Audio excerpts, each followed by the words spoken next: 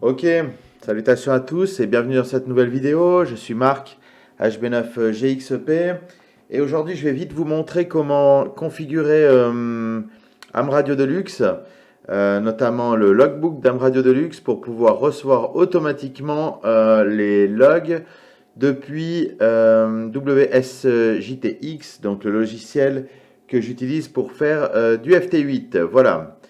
Donc la première chose à faire, c'est de se placer dans le logbook de AmRadio Deluxe, ici, et d'aller dans Tools, Configure, puis de se déplacer vers QSO Forwarding. Voilà. Dans cette nouvelle fenêtre de configuration, on a plusieurs options intéressantes. La principale étant celle-ci qui est Received QSO Notification Using UDP from Other Application, notamment WSJTX, qui est donc le logiciel que j'utilise pour faire du FT8, comme dit précédemment. Donc, cocher cette case, ça permettra au logiciel logbook de AmRadio Deluxe de rester à l'écoute sur le port 2333, puisqu'il est renseigné là dans Receive Port 2333. Et ensuite, vous sélectionnez la base de données vers laquelle vous voulez envoyer les logs. Il y a la possibilité dans AmRadio Deluxe d'avoir plusieurs logbooks, on va dire. Vous pouvez sélectionner celui qui vous intéresse. Si vous en avez qu'un, la question ne se pose pas. Mais vous pouvez par exemple en avoir un dédié au FT8. Voilà. C'est tout ce qu'il y a à faire côté logbook. Le reste se passe dans WSJTX. Donc, on va l'ouvrir tout de suite. Voilà. Et du côté, il tourne là. Oups là, il est un peu fort d'ailleurs. Voilà. Donc, on peut aller dans File, Settings.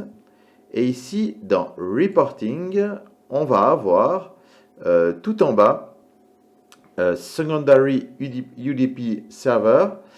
On coche la case Enable Logged Contact Adif Broadcast. Ça va donc pousser sur le serveur localhost, celui sur lequel se trouve notre logbook AmRadio Deluxe, donc 127.0.0.1, sur le port 2333, qui est bien le port qu'on a renseigné tout à l'heure.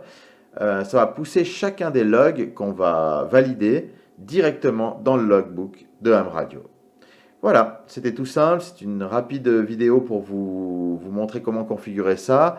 Une option qui est très intéressante aussi dans le logbook, c'est que si vous avez coché dans UDP Receive ces deux coches-là, AmRadio Deluxe va aller chercher les informations manquantes, les informations qui ne sont pas renseignées par le logiciel FT8.